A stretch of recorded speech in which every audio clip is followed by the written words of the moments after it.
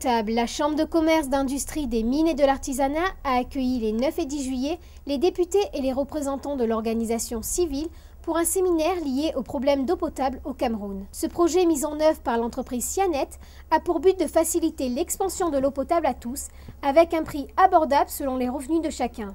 Il s'agit d'un sujet important de la société camerounaise sur lequel la population doit être sensibilisée. Ce que nous sommes en train de faire aujourd'hui, c'est un procédé qui tient à la gouvernance de l'eau. C'est-à-dire que jusque-là, la gouvernance n'a pas été prise en compte.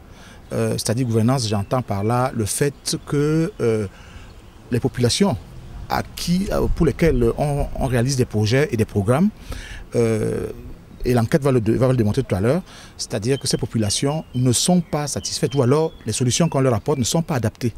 Et donc, soit c'est le prix qui est trop élevé, soit c'est la ressource qui n'est pas disponible, ou parfois les investissements sont trop coûteux et alors la population n'a pas accès à l'eau.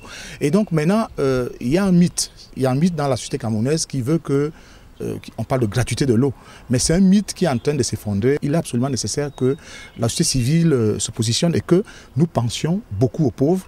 Et heureusement, il y a beaucoup de programmes au niveau des donateurs, la Banque mondiale, l'ONU.